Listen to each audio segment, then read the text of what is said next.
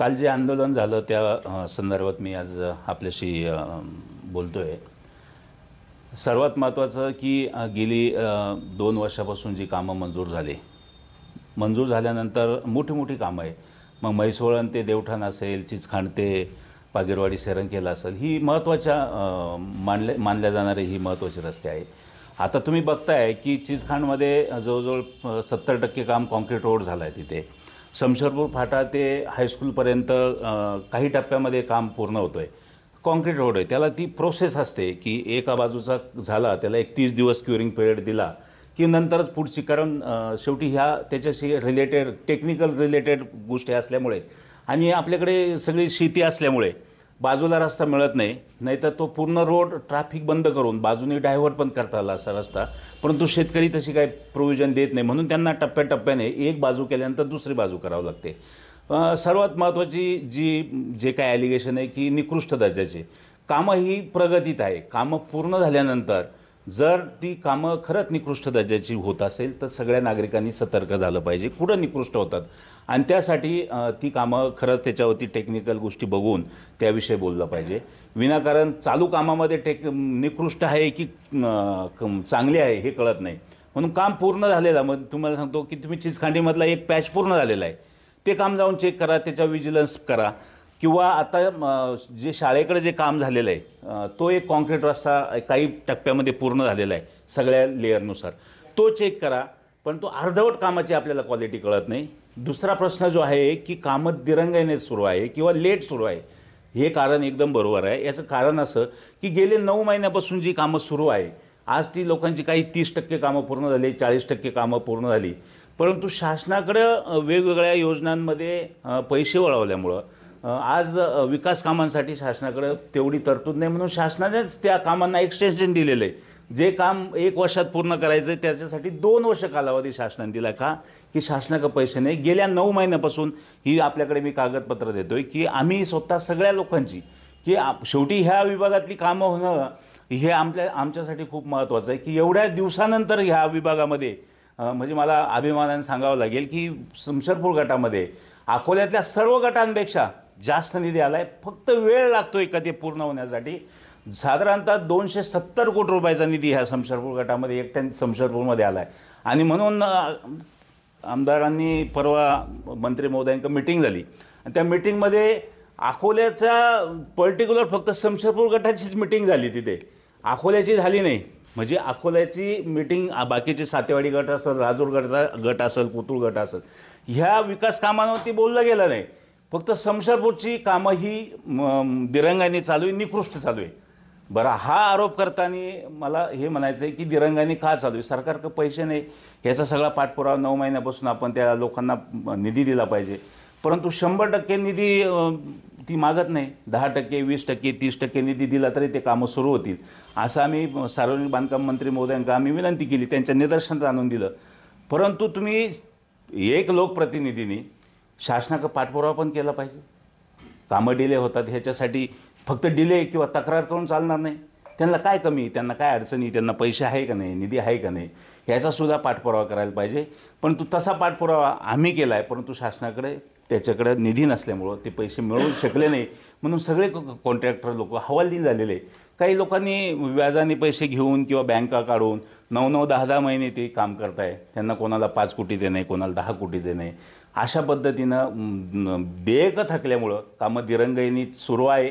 त्याच्यावरती मंत्री महोदयांनी काल जी बैठक झाली त्या बैठकीमध्ये आश्वासित केलं आहे की आम्ही ह्या अधिवेशनाच्या अगोदर आपल्याला तिकडे जेवढी प्रलंबित देयक आहे ती पाठवा जास्तीत जास्त देण्याचा प्रयत्न करतो, आणि पावसाळ्यामध्ये कुठेही डांबरी काम करायचं नाही। जी कामं आहे रोड मोटरेबल, आमदार महोदयांनी एक विषय काढला, रोड मोटरेबल करा, रोड 100% कुठेही खड्डा न पडता ती सगळी कामं चांगली करून घ्या आणि पावसाळ्यानंतर त्याची डांबरीकरणाची सुरुवात करा, अशा प्रकारची परवाची बैठक झाली। साहेब, एक प्रश्न असा आहे की ती जी कामं जे तुम्ही सांगताय की एवढी 270 कोटीची कामं या ठिकाणी मंजूर झाली, ही कामं नेमकी कुणी मंजूर केली, नेमकी काय आमदारांनी म्हणजे जे ज्याची बैठक त्या ठिकाणी लावली असा अर्थ आमदारांनी केली का मंजूर? असं नाही आहे, शेवटी ते ह्या तालुक्याचे लोकप्रतिनिधी म्हणून शेवटी त्या मिटिंगला त्यांना बोलवणं अपेक्षित आहे, परंतु ते जी बैठक लागली ती बैठक मागच्या अधिवेशनात त्यांनी एक प्रश्न तारांकित प्रश्न केला होता, लक्षवेधी केली होती की माझ्या मतदारसंघामध्ये अशी अशी कामं निकृष्ट दर्जाची होत आहे आणि दिरंगाईने होत आहे, त्या लोकांना काळ्या यादीत टाकावं. आता ह्या समशेरपूर गटात तीच कॉन्ट्रॅक्टरांना काळ्या यादीत टाकायचं त्यांना. मग त्याच्यावरती मंत्री महोदयांनी ती सगळ्या अधिकाऱ्यांकडून त्याचा लेखाजोखा मागितला आणि त्यांना आश्वासित केलं की जर खरंच त्यांच्या चुका असेल तर आपण त्यांना काळ्या यादीत टाकू, पण मला अहवाल मागू द्या. शेवटी अहवाल महत्त्वाचा आहे, खाली प्रशासनाला अहवाल घ्यावा लागतो. तो अहवाल घेतल्यानंतर ज्या दिवशी मीटिंग लागली त्याच्या अगोदर सगळ्या अधिकाऱ्यांनी तो अहवाल तयार करून मंत्री महोदयांकडे सादर केला आणि त्या अहवालात असं दिसलं की निधी नसल्यामुळे कामं ही संत गतीने सुरू आहे. त्याच्या शासनाकडे निधी नसल्यामुळं शेवटी शासनाची बाजूसुद्धा आम्ही लोकप्रतिनिधी म्हणून आम्ही त्या महायुतीमध्ये आहे आणि म्हणून ही कामं मंजूर होताना तुम्ही जो प्रश्न केला की ही मंजूर झाली, ही कामं महायुतीमध्ये असताना मंजूर झाली. त्यावेळेस आमदार महोदय आणि राष्ट्रवादी ही युतीत नव्हते आणि म्हणून त्यावेळेस काही कामं मंजूर झाली. त्यानंतर ती एकत्र आली. त्यावेळेस स्टँडिंग खासदार लोखंडे साहेब होते आणि एकनाथ शिंदे साहेब मुख्यमंत्री राज्याचे म्हणून त्यांच्याकडे धुरा होती आणि म्हणून ज्यावेळेस आम्ही तो उठाव केला होता त्यावेळेस आम्हाला न्याय देण्याच्या भूमिकेतून आम्हाला मुख्यमंत्री एकनाथ शिंदे साहेबांनी, आत्ताच्या तत्कालीन उपमुख्यमंत्री शिंदे साहेबांनी हा भरघोस निधी प्रथमच अकोला तालुक्यामध्ये, तुम्हीसुद्धा ते व्हॉट्सअपवर बघितलं होतं, त्यावेळेस जवळजवळ 300-350 कोटी रुपये हा निधी पहिल्या टप्प्यामध्ये मंजूर होऊन आला होता आणि म्हणून ती ठीक आहे, लोकप्रतिनिधी म्हणून त्या खासदार साहेबांनी तो पाठपुरावा केला होता म्हणून त्यांचं क्रेडिट ते त्यांना जातं आणि त्यांचा कार्यकर्ता म्हणून मी संपर्क प्रमुख म्हणून तो सगळा पाठपुरावा मी केला. म्हणून इथे सगळीकडे आमचं अभिनंदन झालं. लोकांनी आम्हाला सांगितलं चांगली कामं मंजूर झाली आणि ही खंत कुठंतरी लोकप्रतिनिधींना आमच्या वाटली का ह्या लोकांनी कामं मंजूर करून आणली म्हणून त्या दिवसापासून त्या कामांच्या टेंडर झाले नाही पाहिजे, चौकशा झाल्या पाहिजे. कामं सुरू होण्याच्या अगोदरपासून त्यांनी चौकशा सुरू केल्या. अरे काम तुम्हाला काही स्वप्न पडलं का ही लोक खोटं कामं करणार आहे? विनाकारण त्या लोकांना त्रास देऊन, त्या लोकांवर ॲलिगेशन करून, ती लोक वेठीस धरून ती लोक आपल्याकडेच आली पाहिजे, राजूरला आपल्या घरीच आढावायला आली पाहिजे, ह्या उद्देशातून ह्या ज्या तक्रारी आमदार महोदयांनी केल्या त्यांचा उद्देश एकच आहे की प्रशासनातून तुम्ही विरोधकांना कसा त्रास देता येईल, ते विरोधक कोणाचे कॉन्ट्रॅक्टर असू, कोणाच्या मर्जीतले असू किंवा कोणाचे असू, त्या लोकांना नेस्तभंग करण्यासाठी प्रशासनाचा वापर करून चौकशा लावणे, बाराभानगडी करणे, प्रशासनाला विजिलन्स लावणे, त्यांना खोटे अहवाल तयार करायला लावणे आणि त्यांना त्रास देणे का मग ते काही करून त्यांची ज्यावेळेस आर्थिक कोंडी होईल त्यावेळेस ते आमदाराकडे येतील, अशा भावनेतून ह्या आमदारांनी त्या लोकांच्या चौकशा लावल्या. प्रशासनाने जो काय अहवाल आहे तो दिला आहे. त्याच्यामध्ये काही लोक दोषी पण असतील, 100% दोषी असतील. त्याच्यावर आम्ही पण सांगितलं का मंत्री महोदयांना का त्यांच्यावर कारवाई झाली पाहिजे साहेब, 100%. परंतु जे दोषी नाही आहे किंवा ते ज्यांनी दोष केलेले नाही त्यांना तुम्ही विनाकारण त्रास होईल असं करू नका. त्यांचे चौकशी अहवाल बघा आणि त्याप्रमाणे पुढील त्यांना कामं पूर्ण होण्यासाठी त्यांना निधी द्या. जी काय खराब कामं असेल त्यावर्षी नक्कीच कारवाई झाली पाहिजे असं आम्ही त्या मीटिंगमध्ये आमचं म्हणणं मांडलं. तालुक्यामध्ये एवढी कामं सुरू आहेत आणि फक्त इकडचेच लोक ठेकेदारांना ब्लॅकलिस्टमध्ये टाका असं ते म्हणतायत. मग याचं कारण काय असेल नेमकं? कारण तालुक्यात सगळीकडे कामं चालू आहेत, ह्याच ठेकेदारांना का बरं? याच्यामध्ये सर्वात महत्त्वाचा आमदारांचा जो उद्देश आहे फार भयानक आहे की ज्यावेळेस त्यांचा उद्देश साध्य होत नाही त्यावेळेस ते कुठल्याही स्तराला जातात. याच्यातून दिसून आलं आहे. झालं काय, ती त्यांना विधानसभेला ह्या विभागाने त्यांना प्रचंड मतच दिले नाही त्यांना आणि मग त्या रोषातून त्यांचं असं म्हणणं आहे की सपोज मी असेल, आमच्याबरोबरची काही पदाधिकारी असेल, यांनी त्यांच्या विरोधात काम केलं आहे. मग त्यांच्या विरोधात जर काम केलं आहे तर इकडली कामं रखडली की लोक आमच्यावर ॲलिगेशन करतील. म्हणून प्रशासनातून कामं कशी रखडले जातील यासाठी त्यांचा 100% पुरेपूर उपयोग आहे. मग ते कॉन्ट्रॅक्टरांच्या चौकशा लागल्या, चौकशांच्या बोहऱ्यामध्ये ती कामं अजून डिले होतील, त्यांना पैसे मिळणार नाही. त्यांना पैसे नाही मिळाले की ते लोक कामं करणार नाही. कामं नाही केले की लोक रस्त्यावर उतरतील आणि रस्त्यावर लोक उतरले का लोक ॲलिगेशन करतील आणि मग यांना फक्त एकच तुमच्या इकडल्या लोकांमुळं, पदाधिकाऱ्यांमुळं हे असं होतंय हे सांगण्यासाठी फार मोठं षडयंत्र आमदार हे रचत आहे. आणि याचा प्रशासनाला, परवा तर प्रशासनावरती सुद्धा त्यांनी ताशेरे ओढले का तुम्ही सगळी लोक मिलीभगत आहे, तुम्ही लोक माझ्या विरोधात काय कांड करताय, अशा प्रकारचं वक्तव्य त्यांनी मंत्रालयात केलं. आम्ही एकदम शांत पद्धतीने बैठक सुरू होती. त्या बैठकीत ॲलिगेशन होत होते. मी त्यांच्या बाजूला, तुम्ही बघितलं, त्यांच्या बाजूलाच बसलेलो होतो. आम्ही जी काय आढावा झाला, ज्या आढाव्या संदर्भात बैठक झाली त्या बैठकीचं आम्ही पोस्ट पण केली. त्याच्यामध्ये आम्ही नाव पण टाकलं त्यांचं की बैठक झाली. शेवटी त्या मंत्रालयामध्ये जी बैठक झाली, तालुक्याचा लोकप्रतिनिधी असणं अपेक्षित आहे ते होते, आम्ही होतो. सगळ्या ज्या लोकांना ॲलिगेशन झालेली होती की तुम्ही निकृष्ट दर्जाचे कामं होता, मंत्री महोदय त्यांच्याशी बोलले, त्यांची बाजू समजून घेतली. मंत्री महोदयांनी सांगितलं, बिलकुल आज प्रशासनाला सांगितलं, जर चुकीचं होत असेल तर कारवाई करा, जर चुकीचं होत नसेल तर कोणा अन्याय जर झाला तर मी खपून घेणार नाही. अशा पद्धतीने माननीय मंत्री महोदयाने प्रशासनाला आदेश दिले. आणि म्हणून हे सगळं होत असताना अशा पद्धतीनं असं राजकारण प्रशासनामध्ये एखादा आमदार झाला, त्याची सत्ता आली म्हणून विरोधकांना एकदम तुम्ही प्रशासनाच्या माध्यमातून संपवायचा प्रयत्न करणं किंवा त्याला तो अडचणीत येईल, त्याला बर्बाद करायचं, हे अशा वेगळ्या विकृत पद्धतीनं जे आमदार प्लॅनिंग करतात, भविष्यात असं प्लॅनिंग त्यांचं मला वाटतं कोणी खपून घेणार नाही. तुम्ही चांगल्या पद्धतीनं लोकप्रतिनिधी वागा. तुमची वैयक्तिक कोणाशी दुश्मनी नाही आहे. आम्ही आमच्या पक्षाची भूमिका मांडणार आहे, आम्ही आमचं काम करणार, लोकांना आमच्याबरोबर येण्यासाठी आम्ही लोकशाही पद्धतीने आम्ही बरोबर करणार. पण त्यांना लोकशाहीच मान्य नाही, त्यांना हुकुमशाही नाही. कोण दुसऱ्या पक्षात आहे त्याच्याकडे लगेच वाकड्या नजरेनं बघणे. म्हणून अशा पद्धतीनं तो जे राजकारण करतात, खूनचे राजकारण, ह्या तालुक्यामध्ये कोणी खपून घेणार नाही. म्हणून किरण लामटेंना माझी विनंती आहे की तुम्ही खूनचे राजकारण करून, बरं कॉन्ट्रॅक्टर सगळे अकोल्यातलेच आहे, अख्खे महाराष्ट्रातले, ते काय कुठं बांगलादेश पाकिस्तानवरून नाही आलेले. उद्या त्यांना अडचणी आल्या तर शेवटी त्यांच्या घरादाराचा प्रश्न आहे.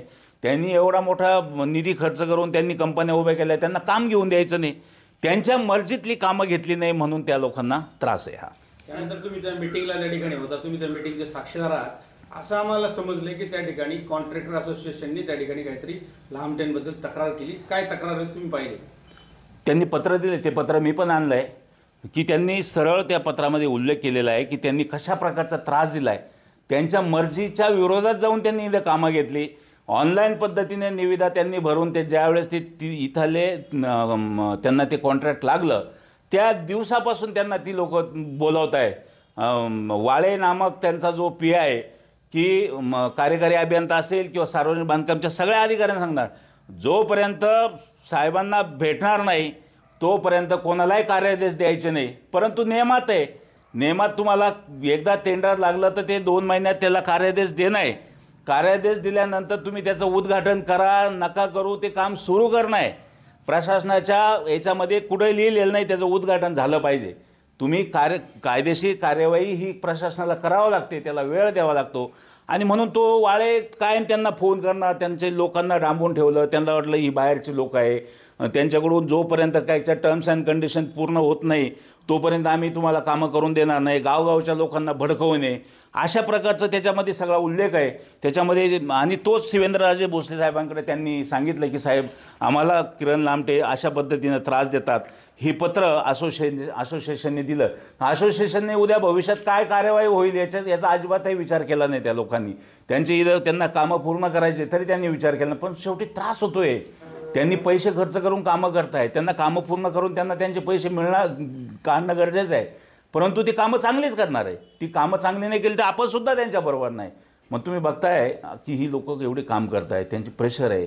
10-10, 20-20 कोटीच्या बँका घेऊन ते कामं करताय आपल्यासाठी. शासनाकडे पैसे नाही. आता तुम्हाला सांगतो SK येवले यांची इथं 5-7 कामं चालू आहे, तुम्ही बघताय.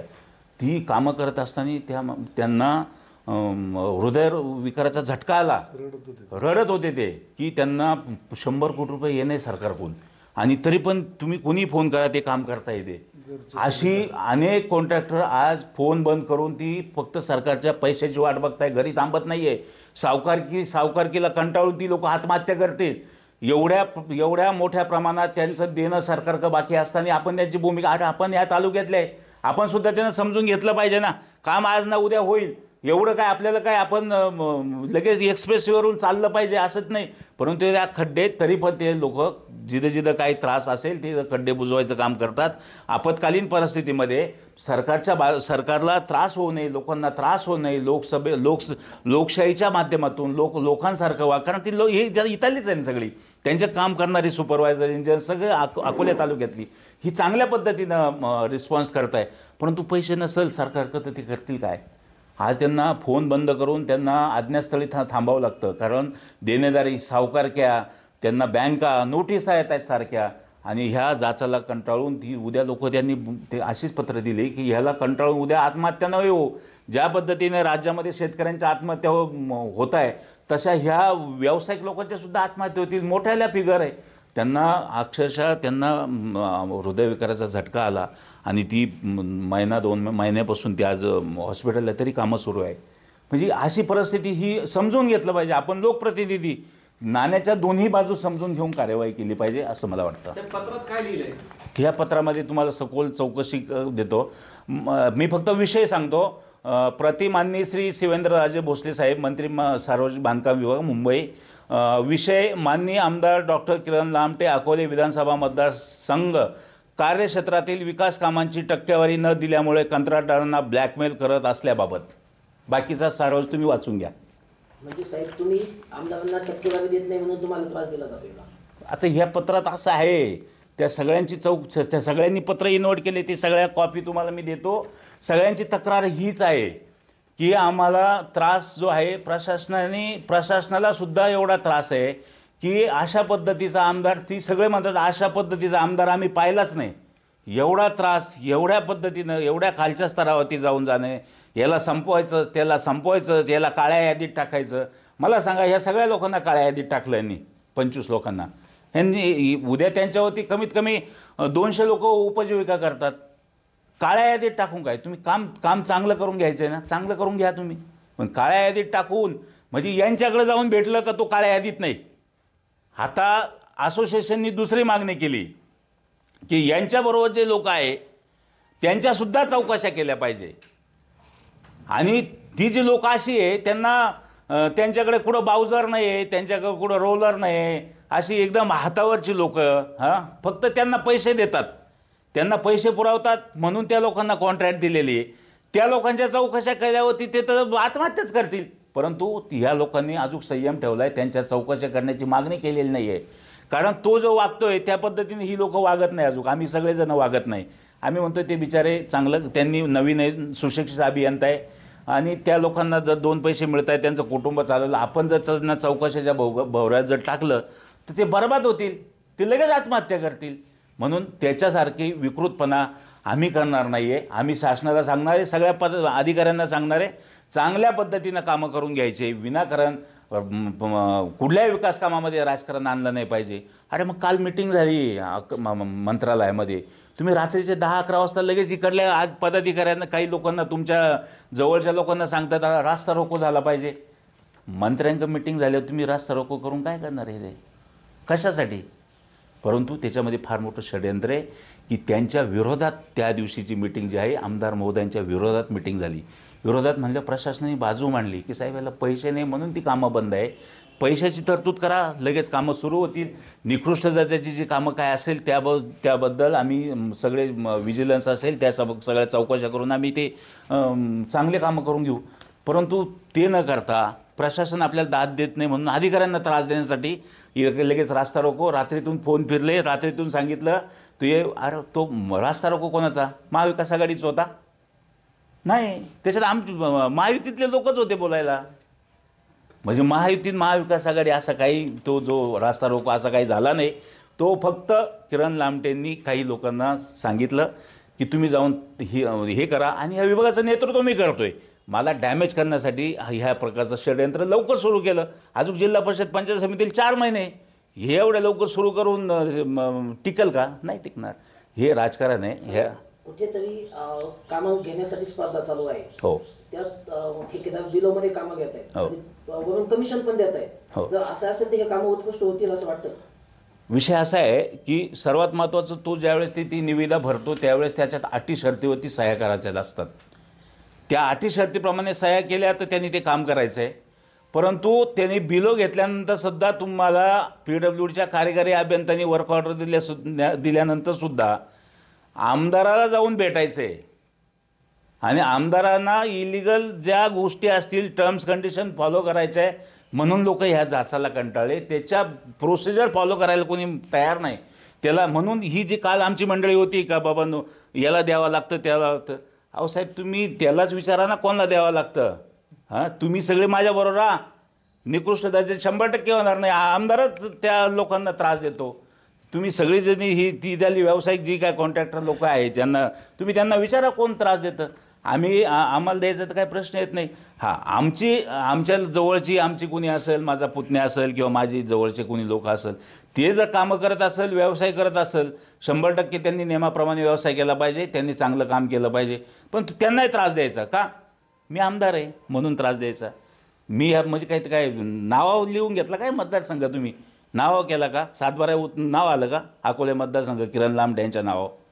अशा महिन्यामध्ये काही ठराव अपूर्ण होते परंतु ते त्यांच्या मर्जीतील होते हो. त्यांनाच पैसे आले काय सांगा. त्याच्यावर मी पत्र दिलं शासनाला. मुख्य सचिव सोनिक मॅडमला मी पत्र लिहिलं.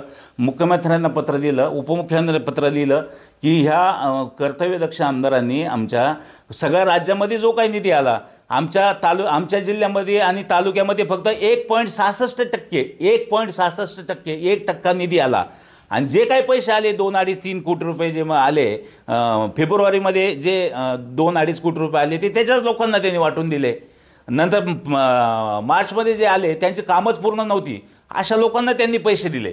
आणि ही जी रिपोर्टेड लोक आहे मग S.K. ओले असेल बळवंत शेठ देशमुख असेल देवराम लांडे असतील B.T. कडलग असेल अंबादास घुगे असतील नंतर बाकीची अनेक लोक आहे अशी ती जी आपली ह्या चिचकाणखांडचं रस्त्याचं कोण काम करते आपले जाधव असतील ह्या सगळ्या लोकांनी जे रिपोर्टेड लोक आहेत त्यांना पैसेच नाही आले. पैसे कोणाला आले अक्षय देशमुख विवेक बेनके अशी जी लोक आहे वाळे अशी 4-5 लोक त्यांच्या आजूबाजूला फिरतात.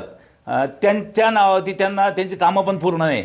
त्यांना पैसे आले. आता त्यांची पण आपल्याला चौकशी करायची. शासनाला आपण पत्र देणार आहे की यांचं पण बघून घ्या सगळं काय आहे. महाराष्ट्रामध्ये अनेक ठिकाणी विकास कामं सुरू आहेत सध्या परंतु एकमेव अकोले तालुका असा आहे का तुम्ही बाकी मतदारसंघातही जाताय फिरताय अनेक आमदारांशी तुमचे संपर्क आहे तर स्वतःच्याच मतदारसंघात चौकशा लावणं किंवा इतके गंभीर आरोप होणं का टक्केवारी घेतो आमदार पैसे घेतो आमदार ही इथंच घडते का बाकी मतदारसंघात होते. बाकीच्या ठिकाणी मग हा पहिलाच प्रकार आहे. ऑन पेपर देणारा हा राज्यातला पहिलाच प्रकार आहे की राज्यातल्या विधानसभा सदस्याची मंत्र्यांक तक्रार झाली का टक्केवारी घेतोय. मला तर ही पहिलीच केस दिसते अशी की पहिली केस झाली.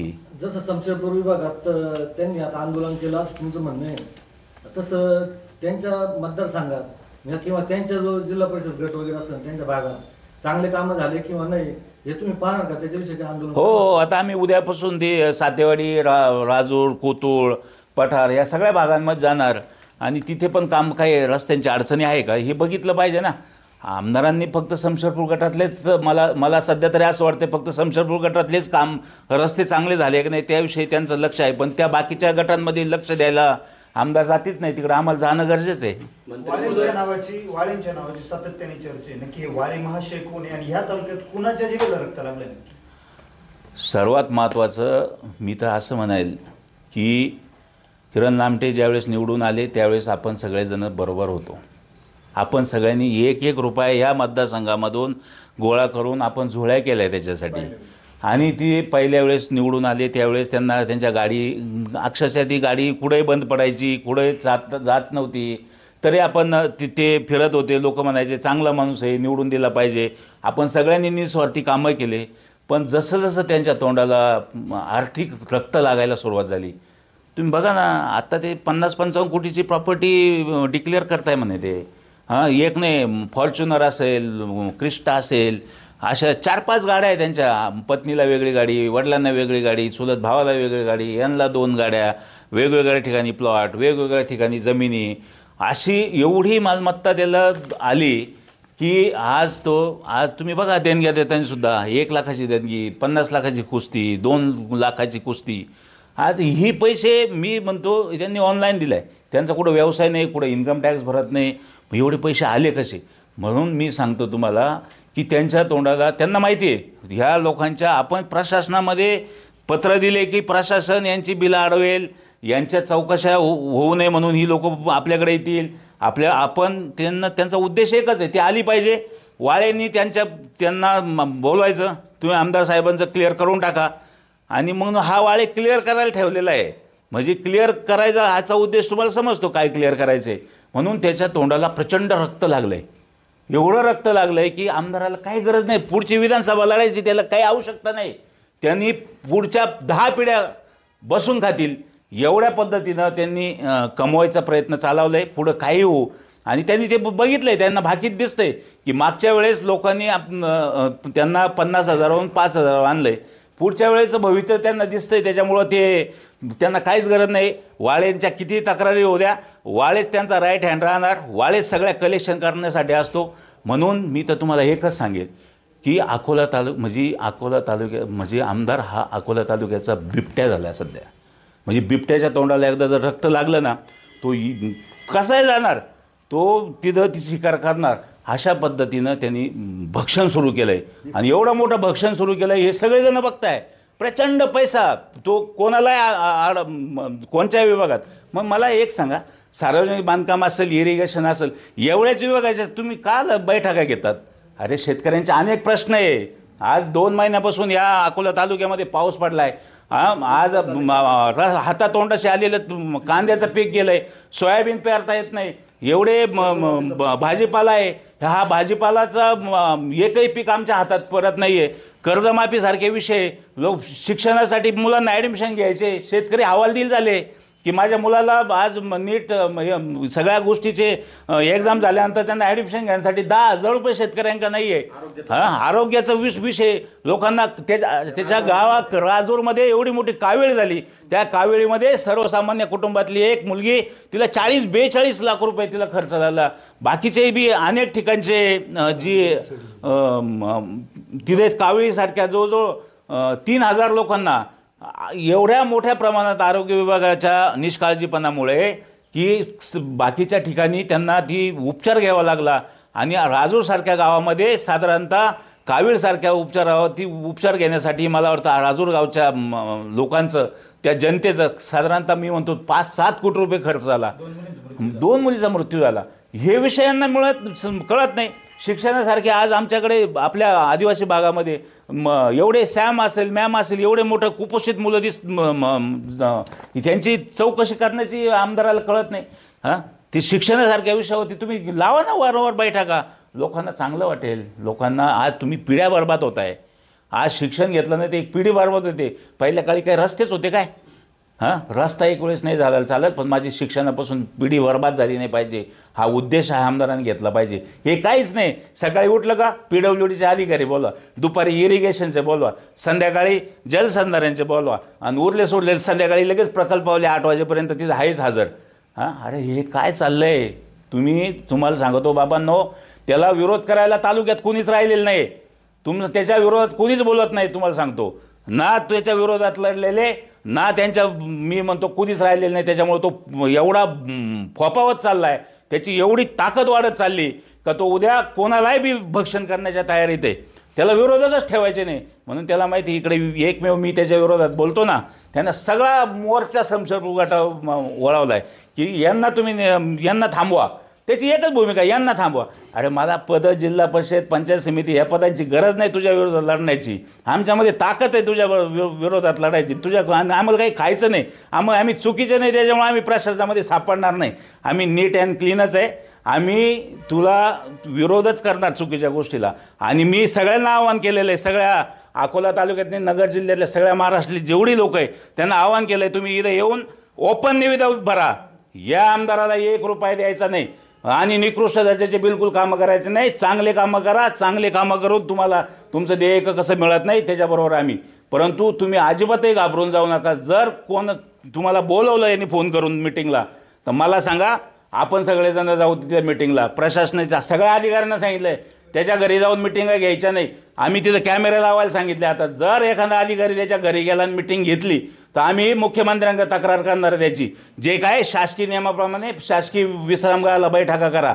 आणि एवढ्या बैठका घ्यायची गरज काय, आठवड्यातून 3-3 वेळा बैठका घेतो. म्हणजे हा फक्त रिकव्हरीचा विषय आहे. रिकव्हरी ह्याची जी काय टर्म्स अँड कंडिशन किंवा याला लोकांनी ज्या काय कमिटमेंट करून घ्यायच्या आहे, कमिटमेंट केल्या असतील, काही लोकांकडे पैसे नसेल किंवा लोकांनी त्या कमिटमेंट पुऱ्या केल्या नसेल, लोक पैसेच नाहीत याला देतील कुठून, हा प्रश्न आहे.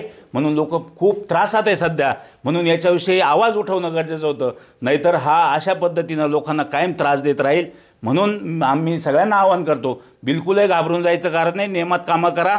गावगावच्या कमिट्यांनी ते कामं चेक करून घेऊया सगळेजणं. चुकीचं काम असेल तर आपण सुद्धा कोणाला पाठीशी घालायचं नाही. परंतु आमदाराची क्वालिटी चेक करायचं, त्याला काही एवढं त्याच्यात कळत नाही. त्यासाठी प्रशासन आहे ना. तू कोण चेक करायला जाणार? तुला काय कळतं? डॉक्टर माणसाला, इंजिनियर क्षेत्रात काय कळतं? काय कळतं? आता आम्ही इंजिनियर, आम्हाला कळतं. आम्हाला डॉक्टरकीमध्ये काहीच कळत नाही. हा डॉक्टर दिला सोडून आणि इंजिनियरचे कामं करायला लागला. हे एकदम चुकीचं आहे. त्यांनी पेशंटच बघावा. तो लोकप्रतिनिधी आहे, त्याच्यासाठी यंत्रणा दिली शासनाने.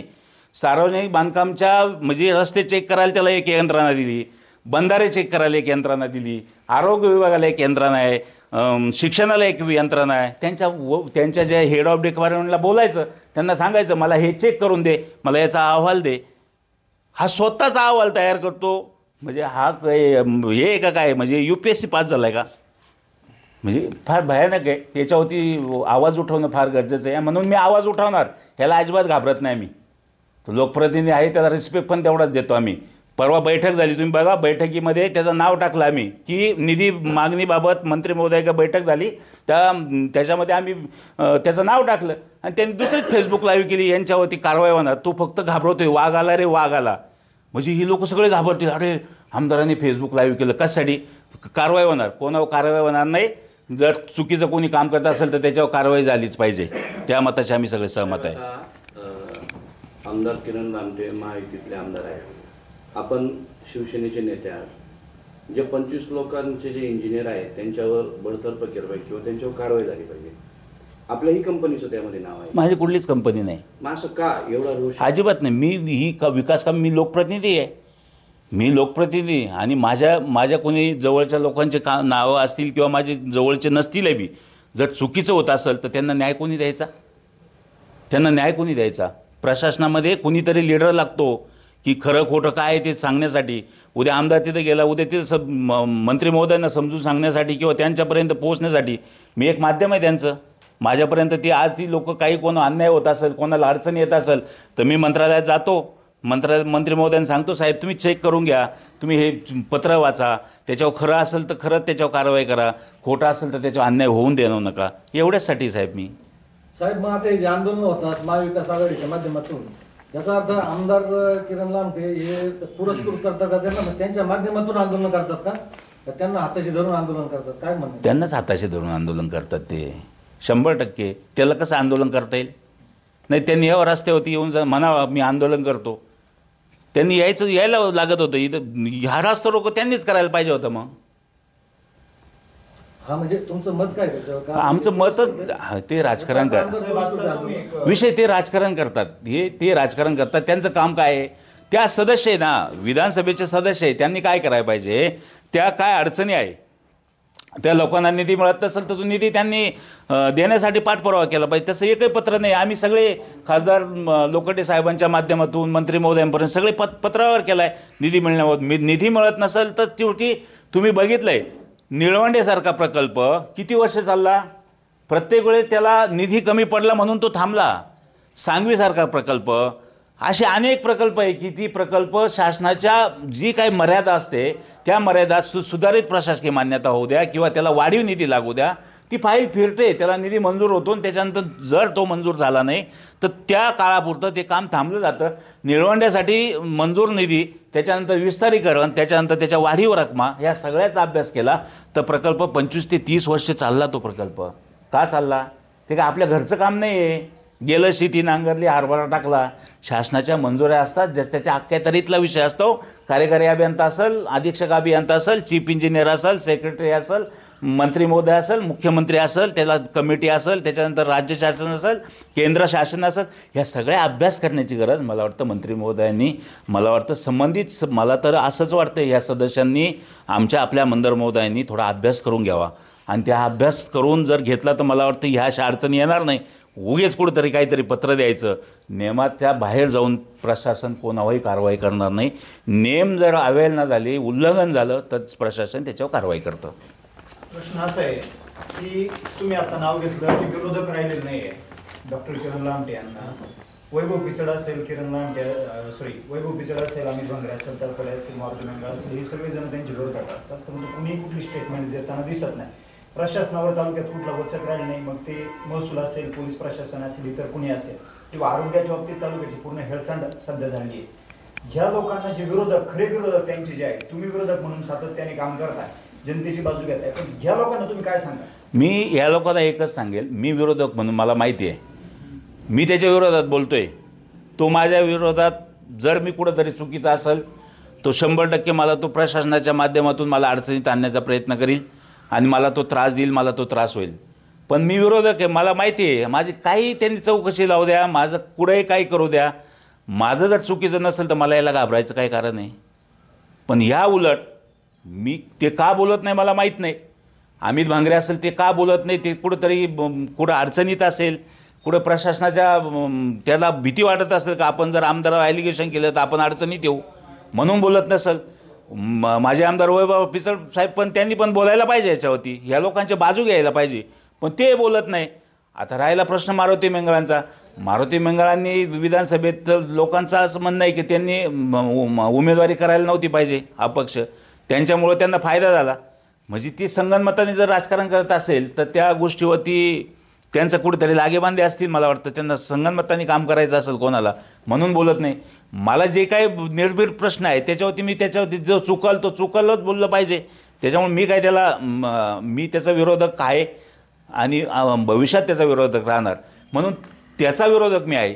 त्याचे बाकीची जी लोक आहेत त्यांचा मी काही विरोधक नाही कोणाचा. मी सध्या फक्त किरण लामटे ही चुकीचं काम करतात किंवा चुकीच्या पद्धतीनं मतदारसंघात वागतात म्हणून 100% मी त्यांचा विरोधक आहे. ते चांगले वागले तर आम्ही त्यांचे विरोधक नाही आहे, पण त्यांनी चांगलं वागलं, त्यांनी बैठक घ्यावा नशी आपल्या सगळ्यांच्या समोर, मी म्हणतो सगळ्या पत्रकारांच्या समोर त्यांनी इथे येऊन बसलं पाहिजे किंवा त्यांनी बोललो आम्हाला का काय तुम्ही मतदारसंघाविषयी तुमची भूमिका स्पष्ट करा, आम्ही यायला तयार तिथे. ते येतच नाही, मी पाहून घेईल म्हणतो. तर काय पाहणार तुम्ही पाहून घेण्याची भाषा, दादागिरीची भाषा ह्या पद्धतीने चालणार नाही. तुम्ही बघितलं म्हणजे जर एखादा लोकप्रतिनिधी चुकीचा वागला, चुकीच्या पद्धतीनं लोकांना गृहीत धरून वागला, तुम्ही मोठी लोक संपताना दिसते. धनंजय मुंडेसारख्या त्यांच्या सगळ्या लोकांनी चुकीच्या पद्धतीनं वागले त्या मतदारसंघामध्ये. लोकांनी त्यांना जे काही चुकीचं वागलं त्याचं त्यांना दिसतंय. आज धनंजय मुंडे एक राज्यातला नेता झिरो करून टाकला आहे. ह्याच पद्धतीने हे असं जर वागत असेल तर हे 0 मिनिटात झिरो होतील. तुम्ही लोकांमध्ये राहा, पण तुम्ही दाखवतात एक, ते लोकात राहतात पण ते दाखवतात एक आणि करतात वेगळं. दुसरी गोष्ट अशी की काल जी मीटिंग मंत्रालयामध्ये बैठक जी झाली, शेवटी निर्णय काय झाला नेमका ते काय कळालं नाही आम्हाला. निर्णय असा झाला, शेवटचा निर्णय असा झाला, ती सगळ्या अहवाल अधिकाऱ्यांचा अहवाल तयार झाला. अहवालामध्ये असं दिसलं की निधी नसल्यामुळं कामं दिरंगाई होतात. निधी देणं, निधीची तरतूद करणं ही महत्त्वाचं आहे. तेव्हा मंत्री महोदयांनी ते सगळं जाणून घेतलं की आम्ही निधीसाठी प्रयत्न करू. आदिवासी विभागाला सुद्धा, आदिवासी मंत्री महोदयांना सुद्धा त्यांनी त्या विभागाला सुद्धा पत्रव्यवहार त्या दिवशी झाला आणि सगळं सेक्रेटरी लेवलला की बुवा निधीची तरतूद झाली पाहिजे, कामं पूर्ण झाली पाहिजे. आणि त्यांचा दुसरा जो मुद्दा होता की कामं निकृष्ट झाली त्यांना लगेच काळ्या यादीत टाका, परंतु तसं काही फार नाही आहे. 1-2-3 लोकांचे काही कामं डिले आहे किंवा कामं सुरू नाही, त्याबाबत त्यांची कामांवर थोडीशी कारवाई होईल. अशा लोकांना, काही लोकांना थोड्याशा नोटिसा जातील, त्यांना समज दिली जाईल की तुम्ही काम करणार नसेल तर दुसऱ्या एजन्सीला काम दिलं जाईल. अशा पद्धतीने 1-2-3 लोकांवरती तशी कारवाई होऊ शकते. तो त्यांचं कमी असेल तर. आता डिटेल अहवाल हा सादर झालेला आहे, परंतु मेन कारण हेच आहे का निधी नसल्यामुळे कामं दिरंगाई होते. निधीची मागणी केलेली त्याप्रमाणे निधी उपलब्ध झाल्यानंतर कामं पूर्ण करा असं मंत्री महोदयांनी सगळ्या अधिकाऱ्यांना सांगितलं आहे. महायुतीचं सरकार आहे, महायुतीचं सरकार आहे, सगळे घटक पक्ष जे आहेत, शिवसेना शिंदे गट असेल, राष्ट्रवादी काँग्रेस अजित पवार गट असेल, भाजप असेल, हे महायुतीचे तिन्ही घटक पक्ष आहेत. आणि आज अकोले तालुक्यामध्ये तुम्ही सुद्धा शिंदे गटात शिवसेनेचं काम करत आहात, लांबटे सुद्धा अजित पवार गटाचं त्या ठिकाणी राष्ट्रवादी काँग्रेसचं काम करतायत. आणि आगामी काळामध्ये जे काही पंचायत समिती जिल्हा परिषद या निवडणुका असतील यावेळेस महायुती तालुक्यामध्ये दिसेल का, किंवा की तुम्ही लांबटेंबरोबर असणार का? हा लांबटे महायुती होऊनच देणार नाही ते. पहिली गोष्ट मला वाटत नाही होणे, कारण त्याचं पहिलं तो प्रत्येक वेळे तो हा नको तो नको, म्हणजे बाकीचे पक्षसुद्धा याला चालवायला दिले अशा पद्धतीने वागतो.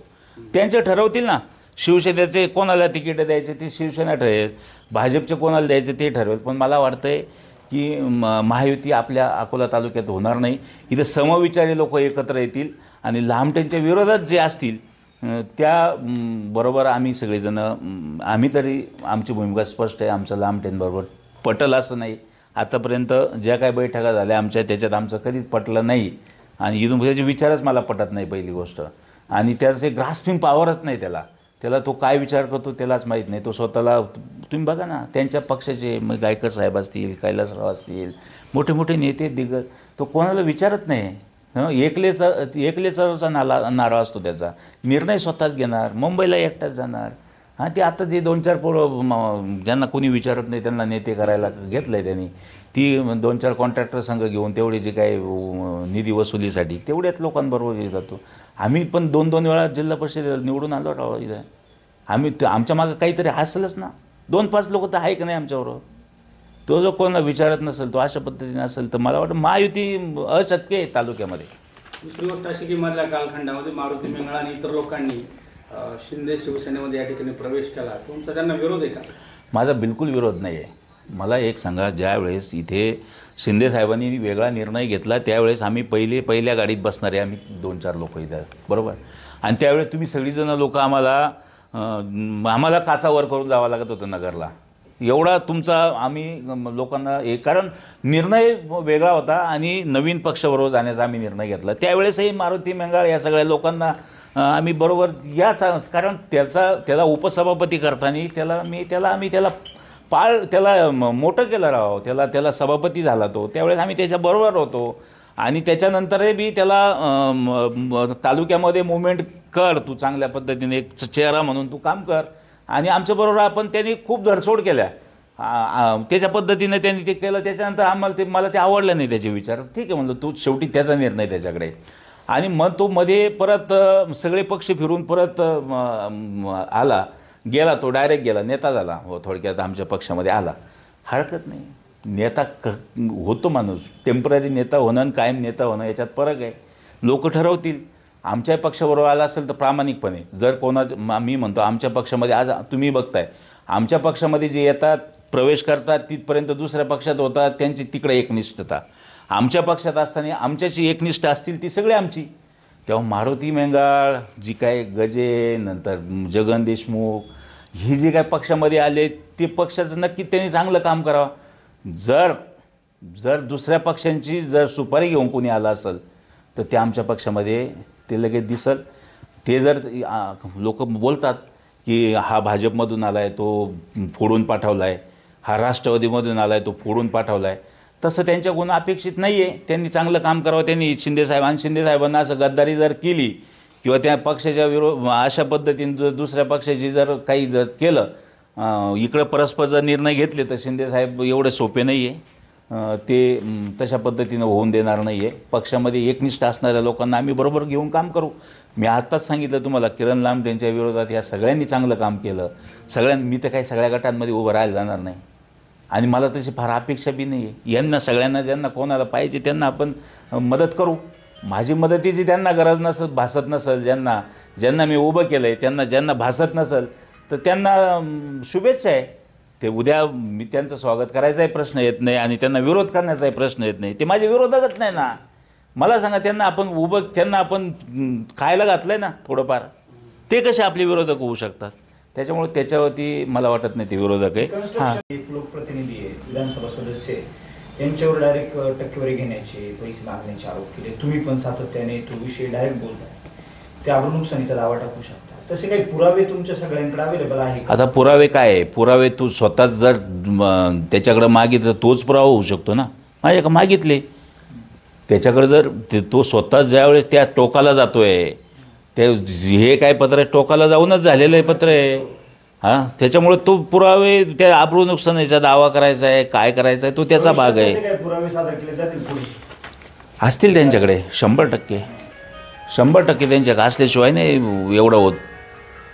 दुसरी गोष्ट अशी की मगाशी तुम्ही म्हटले की लहान टेन्शन आमच्या कदापि पटणार नाही, किंवा मारुती मेंगाळ आणि इतर लोकांबद्दल पण तुम्ही म्हटले की ते कोण स्पॉन्सर्ड आहे, कोणी कुठून आले, कोण कुठून आले, अशा सगळ्या गोष्टीच्या पार्श्वभूमीवर जर अशी सगळी जर परिस्थिती असेल तर येणारी आगामी जिल्हा परिषद आणि पंचायत समितीची निवडणूक जी असणार आहे तर याच्यामध्ये मग तुमची रणनीती पक्ष म्हणून काय असणार आहे?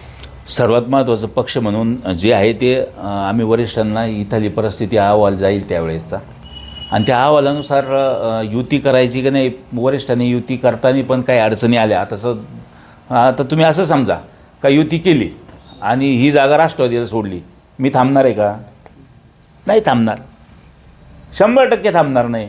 उद्या पक्ष काही निर्णय घेऊ द्या. आम्ही इथं काय आम्ही 20 वर्षामध्ये राजकारण करताना पक्ष नव्हता आमच्याबरोबर. इथं स्थानिक गणित आहे, पक्षाला आम्ही समजून सांगू इथले स्थानिक गणित आपल्याला बघावं लागतील. स्थानिक लोकांवरच शेवटी आमचं राजकारण सुरू आहे ना. मला या लोकांना विश्वासात घेऊनच काम करावं लागेल.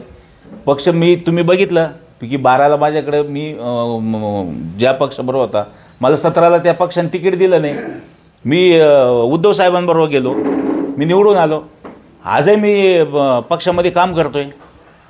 दुसरी गोष्ट अशी की जिल्हा परिषदेचं अध्यक्षपद हे आदिवासींसाठी एसटीसाठी या ठिकाणी राखीव आहे. आपला मतदारसंघ जो आहे आदिवासींसाठी राखीव आहे. मग अशा अनुषंगाने आपली काही रणनीती या ठिकाणी ठरली आहे ना. किंवा दुसरी गोष्ट अशी की आपले जे काही 6 गट आहेत, 12 पंचायत समिती गण आहेत, त्या दृष्टिकोनातून तुमची काही चाचपणी 100% माझ्याकडे काय असणार आहे? मी 6च्या 6 गटांची तयारी करून ठेवलेली आहे. 12 पंचायत समितीची माझी तयारी आहे. पक्षाला मी सगळी माहिती पुरवलेली आहे. पक्ष काय निर्णय घेईल आणि उद्या भविष्यामध्ये ती कॅपेबल लोक आहे. सगळ्यांना न्याय भेटणार नाही 100%, पण त्याच्यामध्ये काही समतोल राखता येतो का आपल्याला, ह्या हिशोबाने आम्ही सगळी तयारी करून ठेवलेली. उद्याची निवडणूक स्वबळावरतीसुद्धा लढण्याची आमची तयारी 100% पूर्ण झालेली आहे. ह्या गोपनीय गोष्टी आज आम्ही तुमच्यापुढे देऊ शकत नाही. ज्या दिवशी सगळी तयारी होईल त्यावेळेस आपण ती सगळी सादर करू. 6 कॅन्डिडेट आमचे जिल्हा परिषदेला आमच्याकडे तयार आहे. 12 पंचायत समिती आमच्याकडे तयार आहे.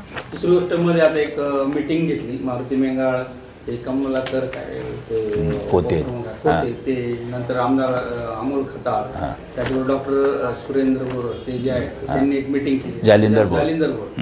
तर त्यांनी तुमच्यावर प्रत्यक्ष त्या ठिकाणी त्यांनी आरोप केला की काही लोकांनीच याचा फायदा घेतला असा एक अप्रत्यक्ष त्या ठिकाणी भोर डॉक्टरांनी त्या ठिकाणी आरोप केला. काय सांगा? आता जालिंदर भोरने ना नाव घेऊन सांगायला पाहिजे. तसं मी सांगू शकतो की जालिंदर भोरची अकोले तालुक्यात कोणाबरोबर पार्टनरशिप आहे हे अख्ख्या तालुक्याला माहिती आहे. तरी मी बोलत नाही. तो त्यांचा व्यवसाय असेल, मी कशाला बोलू त्याच्यावरती.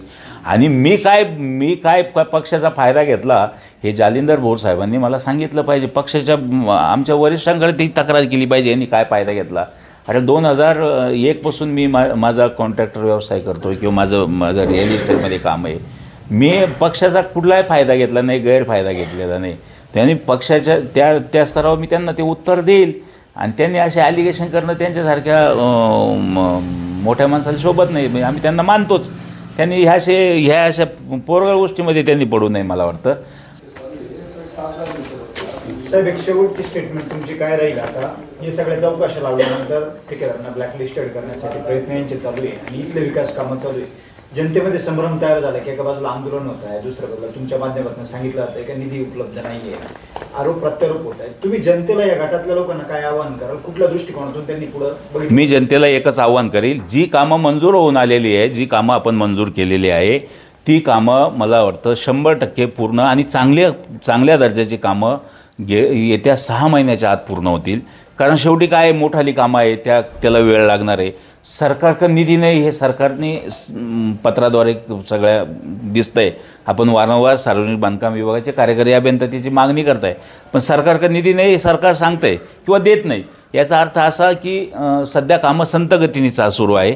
परंतु जी कामं पूर्णत्वात आलेली ती चांगल्या पद्धतीने चांगली झाली पाहिजे, त्याच्यात निकृष्ट दर्जा नको. आणि जी कामं प्रगतीपथावर आहे त्याच्यामुळं कुठल्या येण्या जाण्याला अडचण नको ह्या प्रकारचे आदेश आम्ही सगळ्यांना दिलेले आहे. कुठं खड्डे पडले असेल ते खड्डे भरून घेणे, तिथं लोकांना ये जा करताना अडचणी झाल्या नाही पाहिजे अशा पद्धतीनं आपण सार्वजनिक बांधकाम विभागाला याच्या अगोदरही पावसाळ्याच्या अगोदरही आपण आदेश दिलेले आणि आत्ताही आम्ही त्यांना वारंवार सांगतोय ते करून घ्या. ते करण्याचं काम त्यांनी ह्या 2-3 दिवसामध्ये युद्ध पातळीवर करून घेतील अशा त्यांच्याकडून आम्हाला अपेक्षा आहे. पण 6 महिन्यामध्ये नक्कीच समशेरपूर गटाचा जी काही विकास कामं पूर्ण होतील ना त्याच्यानंतर ग्राफ उंचावल्याशिवाय राहणार नाही आणि सगळ्यांना वाटेल. आणि म्हणून आम्ही या पद्धतीनं असं कोरगोडीचं राजकारण सोडून द्या, राजकारण करण्याच्या ठिकाणी आपण राजकारण करू, विकास कामांमध्ये कशाला. आणि त्या विकास कामात जे करतात त्या लोकांना त्रास देऊन त्यांची बिलं अडवून त्यांची बिलं अडवल्यावर काय होणार आहे, ती कामं डिलेच होणार आहे. बिलं अडवण्यात काय पॉईंट आहे. माणूस मरतोय त्याला पाणी पाजायचं की त्याच्या गचुंडीव पाय द्यायचा. तर आमदार हा गचुंडीव पाय द्यायचं काम चाललं आहे. तो पाणी कोणालाच पाजत नाही सध्या. आणि म्हणून ह्या पद्धतीनं असं विकृत वागणं एक लोकप्रतिनिधीला सोबत नाही.